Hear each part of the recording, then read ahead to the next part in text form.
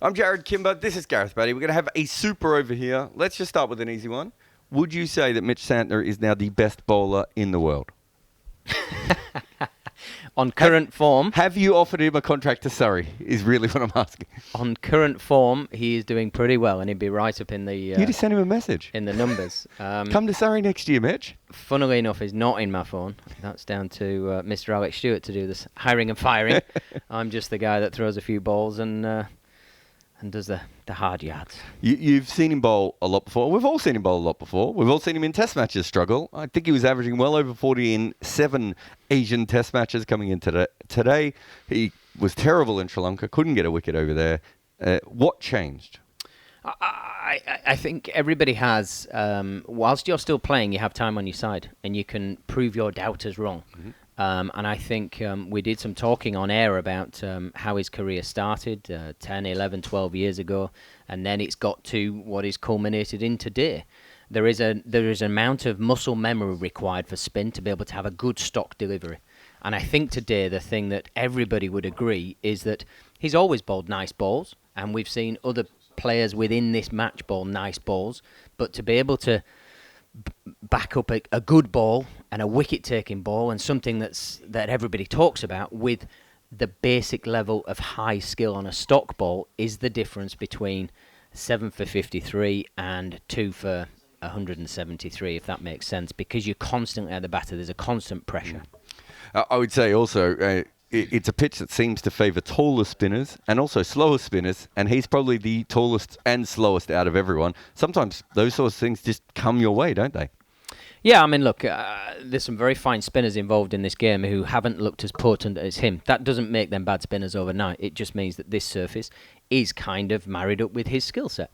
He started, certainly in his first 7, 8, 9, 10 overs, bowling the same speed as everybody else and driving it into the surface. And as he got more confident, as he felt like he could dictate to the batters, he was able to go back to type and take that bit of pace out of the ball. So the ball spent more time on the surface to get better reactions, and he got big sort of tennis ball bounce. It ballooned out of the surface for him, which it hasn't done consistently for anybody else. So that's down to him having a very good skill set, but it's also basically being able to hit it on that piece of A4 paper that you stick on the pitch and say, I'm not going away from that all day. It's going to come from different angles. It's going to spin. It's not going to bounce. It's going to do this. It's going to do that. But I'm not leaving that spot. Now find a way to defend it. India are obviously well out of this game at the moment. And in the last test, there were reasons why they didn't make runs in the last test. They had that late collapse when the ball changed and New Zealand got a lot out of it. And obviously early on, everything went on. Today, let's be honest, they played a huge part in that. Virat Kohli played over a full toss. Sarfaraz Khan got a little bit frustrated and played a shot he probably didn't need to play. And was it Rishabh Pant? There was someone else who played a bad shot. I can't even remember. There were too many bad shots for me to remember. Point is that India played a part in their own downfall today in a way that we didn't really see in the last match as much. Yeah, yes, there were some batsman error, and there always is to an extent, isn't there? When a batsman gets out, it's not just the bowlers most of the time. You don't bowl many balls that pitch outside leg stump and hit the top of off or whatever whatever a great ball looks like. I think we have to still give some credit to how New Zealand went about their business to create the more scrambled nature from the batters. Would we expect Virat Kohli to get out like that again? Absolutely not. And we were all stunned when he got out like that today. The crowd was, I don't expect lightning to strike twice. But also, you have to look at the Indian team sort of situation. They're playing for this Test Championship, aren't they? Mm-hmm. They always play with huge amounts of pressure because of the enormity of the game in their country. And it's home and they're expected to win and they haven't lost for a long period of time. Who wants to be that person that is part of the team that loses the first series? None of them. So they're used to dealing with some expectation, but all of a sudden they have a team that is coming at them and jousting and up in their face and saying, we're not going anywhere. You're going to have to play to your best ability to beat us, to have parity with us. And I think that is the thing that they have to arrest and get that sort of eye of the tiger to say, no, we're coming back at you here. We're not just going to settle for this, and we're not going to rely on our careers being superior or this or that. We're going to be living in the moment, and we're going to get out there and get some graft done and do the hard yards and get in good body positions to allow ourselves to score the runs that might be needed.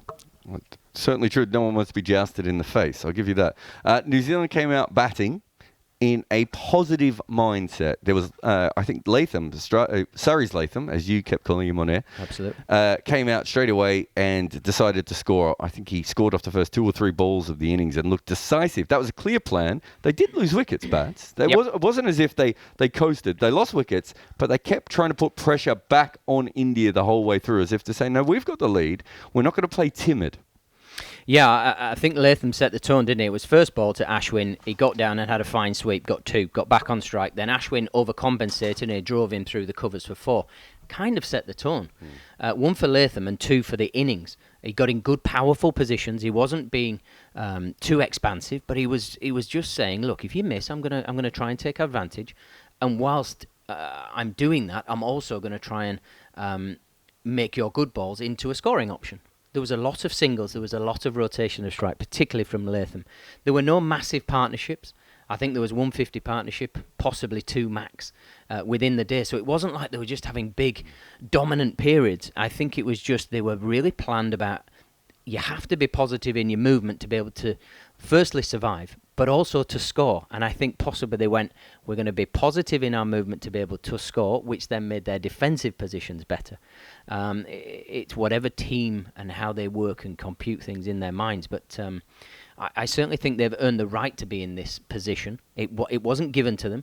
There was no Indian bowler that went out there and tried and gave them runs. They earned every run that they got, and they played as a 2 against the 11 Indian fielders and bowler. And they stole singles. They stole some singles that turned into 2s. All the little things just make up that big now lead of 300 runs. Surrey's are Ashwin. I don't think Surrey have got Jadeja yet. Probably even you couldn't afford Jadeja, perhaps, at Surrey. Not so sure about it. Yeah, give it a go anyway. This is, at the moment, and they could turn it around, they could turn around in this match, but this is, at the moment, the worst Test series that they've played together on Indian soil.